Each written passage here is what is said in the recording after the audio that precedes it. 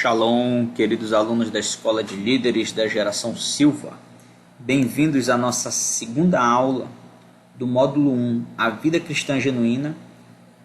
O tema da nossa segunda lição é Conhecendo a Palavra de Deus, a Bíblia.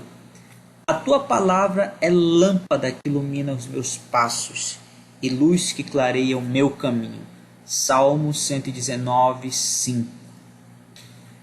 Antes de darmos prosseguimento ao tema da segunda aula, vamos fazer aqui uma revisão rápida dos princípios bíblicos que nós vimos na primeira aula, sendo o primeiro o caráter, segundo princípio a mordomia, terceiro princípio semear e colher, quarto princípio o autogoverno,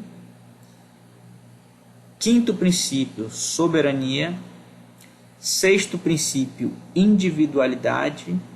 E o sétimo princípio, aliança, união e pacto. E aqui vocês encontram as referências bíblicas para cada um dos princípios bíblicos. Conhecendo a palavra de Deus, a Bíblia. O nosso plano, a inspiração divina da Bíblia, a perfeita harmonia e unidade da Bíblia, o testemunho do Espírito Santo dentro do crente, a Bíblia, influência benéfica, universal e atemporal. Estrutura da Bíblia, o tema central da Bíblia. Objetivos: entender a importância de ler a Bíblia para conhecer a vontade de Deus e assim praticá-la. A Bíblia. A Bíblia é a voz de Deus para nós hoje e foi desde sempre, tem sido assim desde sempre. Devidamente compilada, ordenada, ela deve ser estudada e interpretada. Privilégio que não tiveram gerações anteriores. Não podemos ignorar todo o caminho percorrido inicialmente pelos apóstolos e depois por outros santos de Deus, para que hoje pudéssemos praticar livremente a fé em Cristo. Este caminho tem sangue dos justos, o sacrifício dos inocentes, a renúncia de muitas vidas. Todavia, nenhum desses atos foram em vão, porque cada semente brotou, e a seu devido tempo continuará brotando e operando segundo a dinâmica da palavra de Deus, a qual, voltando aqui um pouquinho, todavia, nenhum desses atos foram em vão, porque cada semente brotou e a seu devido tempo continuará brotando e operando segundo a dinâmica da palavra de Deus, a qual prosperará naquilo para o que foi enviada. Assim será a palavra que sair da minha boca, não voltará para mim vazia, antes fará o que me apraz e prosperará naquilo para o que a enviei. Isaías 55, 11. A palavra Bíblia vem do grego biblion, livro, significa livro, que no plural é Bíblia, biblioteca. Levaram cerca de 1.500 anos para compilar toda esta biblioteca que hoje nós levamos em nossas mãos. Velho Testamento, que na verdade chamar de Velho Testamento é um erro. Ele é escritura tanto quanto o Novo Testamento, mas nós convencionamos chamar de Antiga Aliança, mas ela não tem nada de antiga, ela é extremamente moderna. Foi escrito em hebraico, exceto Daniel 2:4 até Daniel 7:28, Esdras 4:8 até 6:18 e 7:12 até 26, e Jeremias 10:11, que foram escritos em aramaicos. Estes versículos foram escritos em aramaico. Todo o resto das escrituras do que nós chamamos Antigo Testamento foi escrita no hebraico. E no tempo de Jesus só existia essa escritura. o que nós chamamos de Antigo Testamento, mas não pode ser considerado antigo, porque a palavra de Deus continua tão moderna quanto era naquela época. O Novo Testamento foi todo escrito em grego comum, ou grego koiné. Em tempos mais antigos, os textos sagrados eram escritos à mão, em papiro, em folhas que chegavam a 4 e 5 metros. O material da escrita foi primitivamente a pedra, depois a cerâmica, então veio o papiro e depois veio a pele de cabrito curtido.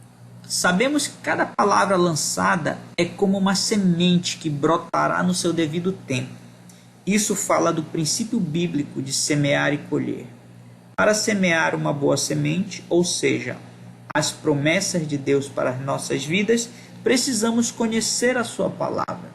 É fundamental conhecermos e retermos a confissão da promessa de Deus para as nossas vidas. Não foi de homens a ideia de ordenar todos os fatos bíblicos num livro.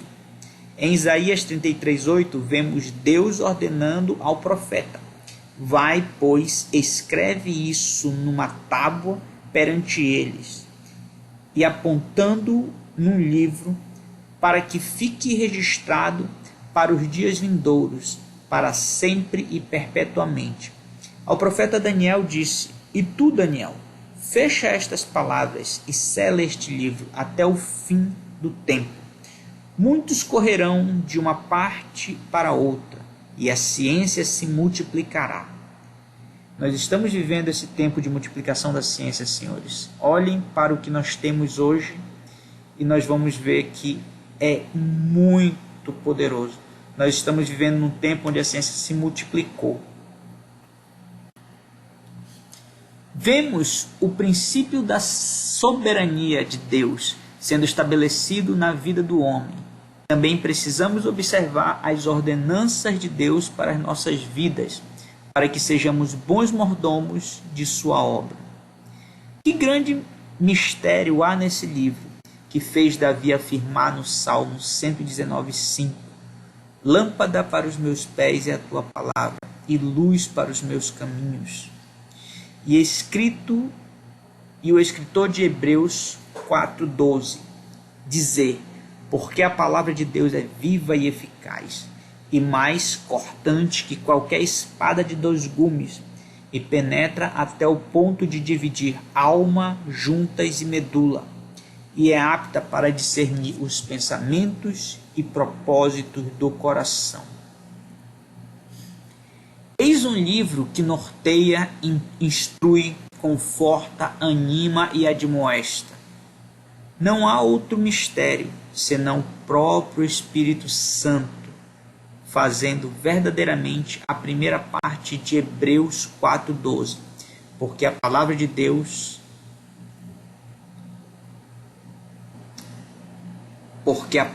Deus é viva e eficaz. É o Espírito que dá vida à letra, dando à Bíblia essa maravilhosa característica de transformar vidas. A Bíblia não tem por finalidade provar a existência de Deus, pois Deus não se prova, Deus é. Entretanto, a história tem sustentado algumas argumentações que comprovam a veracidade da Bíblia como palavra de Deus. Dentre as mais discutidas, citamos a inspiração divina da Bíblia. A Bíblia é divinamente inspirada, de tal inspiração que a diferencia de todos os demais livros do mundo, pois é a influência sobrenatural do Espírito Santo como um sopro sobre os escritores da Bíblia, capacitando-os a receber e transmitir a mensagem divina sem mistura ou erros. A própria Bíblia reivindica a si a inspiração de Deus, pois a expressão "assim diz o Senhor", como carimbo de autenticidade divina, ocorre mais de 2.600 vezes nos seus 66 livros.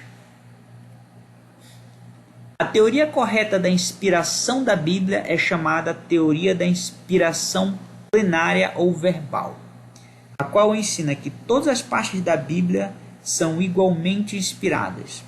O fato de os escritores não agirem como se fossem robôs, mas usando palavras de seu próprio vocabulário, comprova que escreveram a palavra de Deus sob uma influência poderosa do Espírito Santo. A perfeita harmonia e unidade da Bíblia.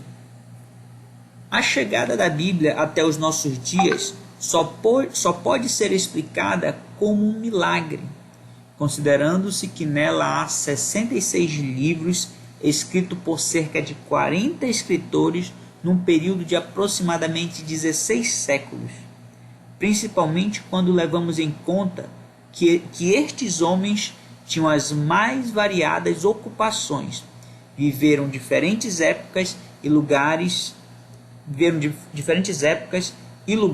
e muitos deles nem mesmo se conheceram. Mas apesar de toda esta diversidade e de tantos estilos, verificamos que os escritores geraram um produto poderoso e coerente, a Bíblia. A Bíblia como um todo não apresenta nenhuma contradição doutrinária, histórica ou científica. A perfeita harmonia desses livros é para a mente humilde e sincera uma prova incontestável de sua origem divina e de que uma única mente via tudo e guiava os escritores, a mente de Deus. O testemunho do Espírito Santo dentro do crente. Quem de fato aceita Jesus, aceita também a Bíblia como a palavra de Deus, pois o Espírito Santo põe na alma do crente a certeza quanto à autoridade desse livro. Esse testemunho do Espírito Santo no interior do crente, no tocante às Escrituras, é superior a qualquer argumentação humana. João 7,17. A Bíblia, influência benéfica, universal e atemporal. A Bíblia é o livro mais lido do mundo. Não se pode negar a influência benéfica e transformadora que ela exerce sobre os indivíduos e as nações, mesmo aqueles que não aceitam reconhecer o seu efeito sadio na civilização. É notável o seu caráter universal. Qualquer crente, ao ler a Bíblia, recebe sua mensagem como se houvesse sido escrita diretamente para ele. Todas as raças consideram a Bíblia como sua possessão. Ninguém a considera como um livro alheio ou estrangeiro. A atemporalidade da Bíblia é outro fato marcante.